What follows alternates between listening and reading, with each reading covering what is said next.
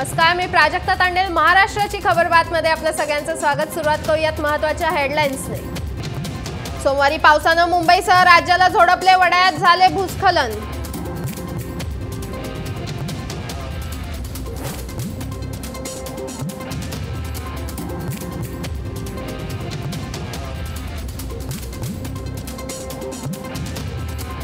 विमानतळ परिसरातील इमारतीच्या उंचीचे निर्णय कोर्टावर सोपवल्यास एकाही इमारतीला परवानगी देणार नाही, कोर्टाची AIDGCAला चपराक।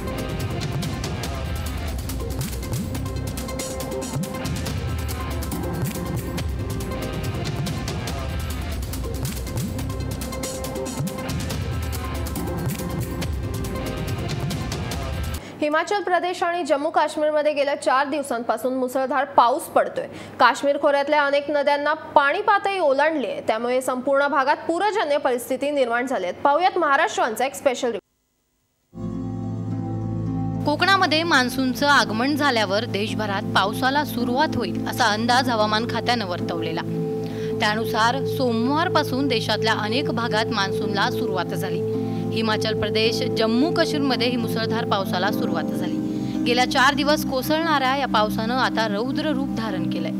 दक्षिण काश्मीरमधल्या अनेक भागात पुराचा हाय अलर्ट देण्यात आलाय। कुलगाम आणि शोपियान जिल्ह्यातून वाहणाऱ्या झेलम नदीनं धोक्याची पातळी ओलांडली आहे। नदीपात्रातील वाढत्या पाणी पातळीमुळे कुलगाममधले 2 पूल वाहून गेलेत। कुलगाममधलं जनजीवन पूर्णतः विस्कळीत झालंय। या झेलम नदीनं पुढे श्रीनगरमध्ये सुद्धा रौद्र रूप धारण केलंय। अनेक ठिकाणी भूस्खलन झालेलं आहे, त्यामुळे श्रीनगर जम्मू हायवे बंद करण्यात आलाय। तर अनंतनागमध्ये तावी नदीनं धोक्याची पातळी ओलांडलेली आहे, त्यामुळे आजूबाजूच्या गावांना सतर्कतेचा इशारा आता देण्यात आलाय। या मुसळधार पावसामुळे अमरनाथ यात्रा सुद्धा थांबवण्यात आली आहे। या सगळ्या परिस्थितीमुळे काश्मीर खोऱ्यातल्या सर्व शैक्षणिक संस्थांना सुट्टी देण्यात आली आहे।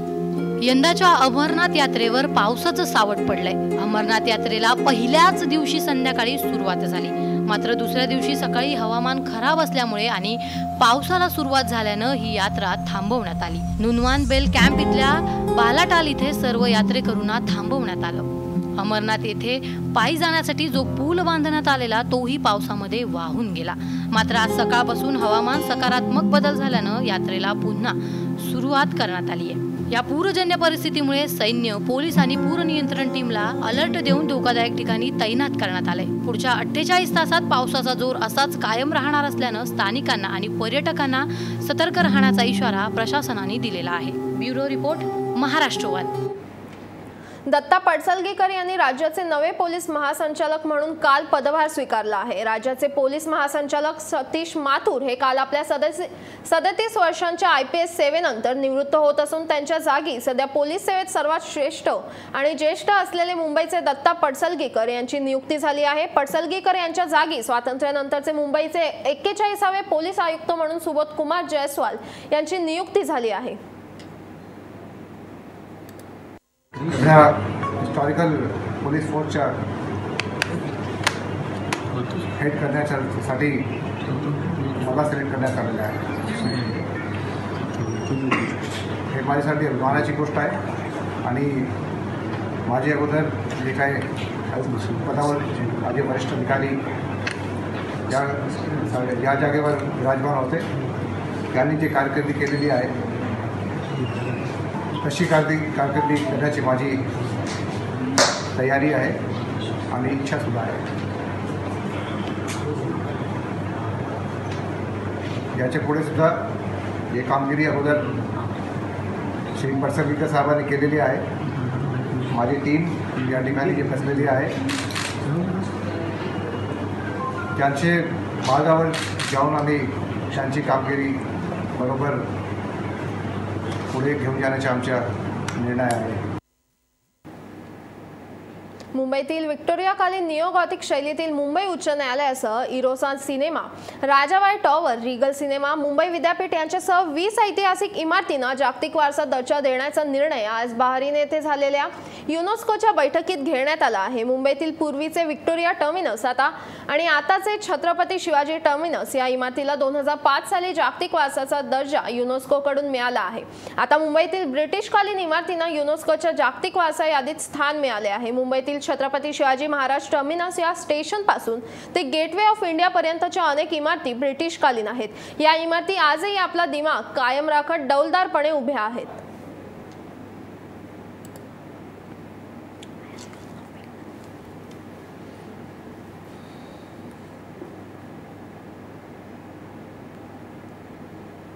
घाटकोपरमध्ये गुरुवारी विमान कोसळून झालेल्या दुर्घटनेच्या पार्श्वभूमीवर उच्च न्यायालयाने शुक्रवारी हवाई वाहतुकीबाबत तीव्र चिंता व्यक्त केली आहे। विमानतळ प्राधिकरण आणि विमान वाहतूक महासंचालनालयाने तर पायाभूत सुविधा उपलब्ध करणार की लोकांचा जीव धोक्यात घालणार अशा शब्दात कान उघडणी केली आहे।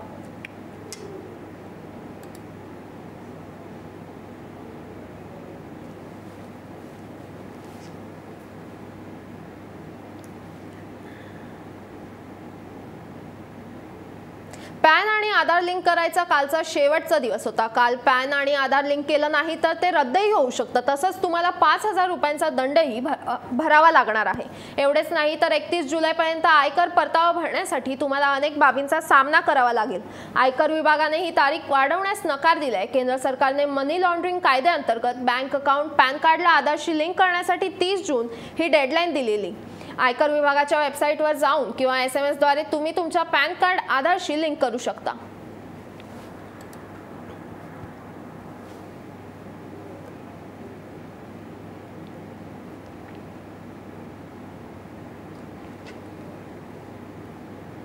गणपती उत्सवासाठी कोकणात गावी जाणाऱ्या भक्तांसाठी एक आनंदाची बातमी आहे। गणपती उत्सवाचे आरक्षण सुरू झाल्या फुल झाले होते, त्यामुळे अनेकांना वेटिंग लिस्टवर समाधान मानावे लागले होते। आता कोकण रेल्वे मार्गावर 12 विशेष रेल्वे गाड्या सोडण्यात येणार आहेत, त्यामुळे ज्यांना रेल्वेचे आरक्षण करता आलेले नाही त्यांना आरक्षण करता येणार आहे। दरम्यान 30 जून 2018 पासून सर्व प्रवाशांना ऑनलाईन आरक्षण उपलब्ध असेल। गणपती उत्सवाला नेहमी गर्दी होते, तसेच यावर्षीचे आरक्षण फुल झाल्याने मध्य रेल्वेने कोकण रेल्वे मार्गावर विशेष गाड्या चालवण्याचा निर्णय घेतला आहे।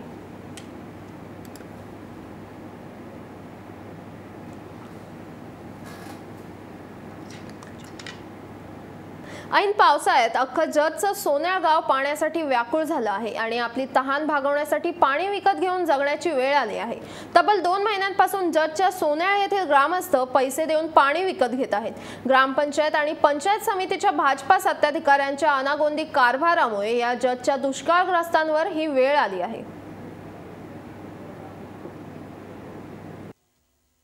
म्हणून जतची ओळख आहे, मात्र यंदाच्या वर्षी जतकरांना दुष्काळाच्या फारशा झळा सोसाव्या लागल्या नाहीत। तालुक्यात झालेल्या जलसंधारणाच्या कामांमुळे अनेक तलाव भरलेली आहेत, त्यामुळे या तालुक्यात पिण्याच्या पाण्याचे टँकर यंदा दिसलेले नाहीत। मात्र या तालुक्यातील 6000 लोकवस्तीचं सोन्याळ या गावात पाण्याची भयंकर परिस्थिती निर्माण झाली आहे। गावात पिण्याच्या पाण्याची भली मोठी टाकी आहे, तर दुसरीकडे या गावाला पाणी पुरवठा करणारा तलाव तुडुंब भरलेला आहे। पण ग्रामपंचायत आणि पंचायत समितीच्या अनागोंदी कारभारामुळे ग्रामस्थांना पाणी विकत घेण्याची वेळ आली आहे। गेल्या 1 ते 2 महिन्यांपासून गावात पाणी येत नसल्यानं दररोज गावात खासगी पाण्याचा टँकर बोलावून पिण्याचं पाणी विकत घेण्यात येत आहे। 10 रुपयाला 3 घागर ते 50 रुपयाला 1 बॅरेल पाणी या ठिकाणी ग्रामस्थ विकत घेऊन आपली तहान भागवतायत।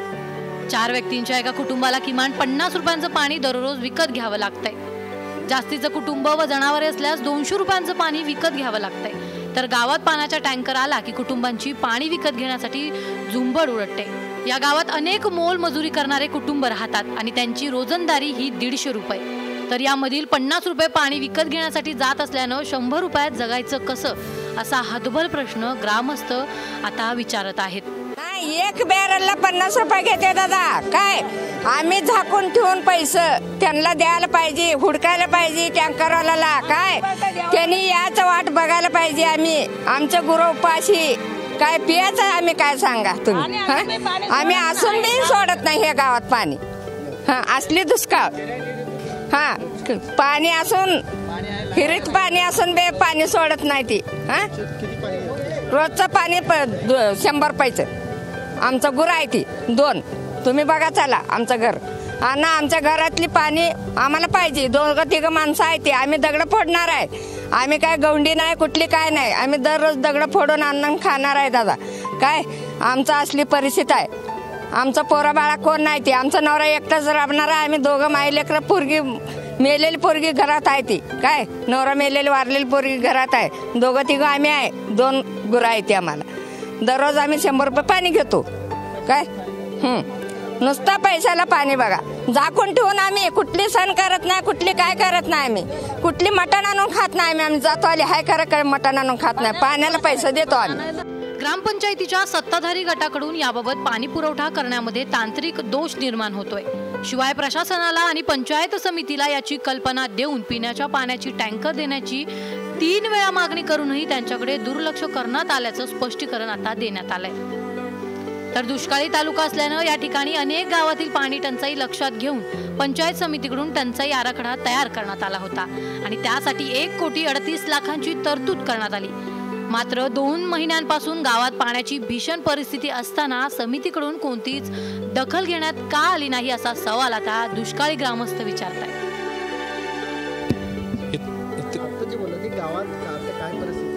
इथं पाणी असून पाणी नसल्यासारखं बिकट अवस्था आहे लोकांची. गोरगरीब लोक आहे साहेब. रोज राबल्याशिवाय पोट भरत नाहीत आणि राबून आणायचे आणि पाण्याला पैसे द्यायचे. पाणी नसेल तर ते वेगवेगळ्या गोष्टी आहे. पाणी आहे, तलाव भरून आहे. आता तुम्ही समक्ष गेलं ना आपण बघता अजून 2 वर्ष पुरवले एवढं पाणी साठा आहे पिण्यासाठी. आणि प्रॉब्लेम काय नाही, फक्त उडवड उत्तर देतील. मग यांचं काय नियोजन नाही, नियोजन शून्य आहे. इथनं 2-3 किलोमीटरवर जाऊन पाणी आणायला लागते. परवा असंच एक घटना घडली इथं. पोलीस स्टेशनला पाहिजे असेल तर पोलीस स्टेशनला नोंद आहे. एक महिला पाणी भरताना जाऊन विहिरीत जाऊन बुडून मृत्यू झाला तिथं. मग ह्या गोष्टीला कोण जबाबदार आहे?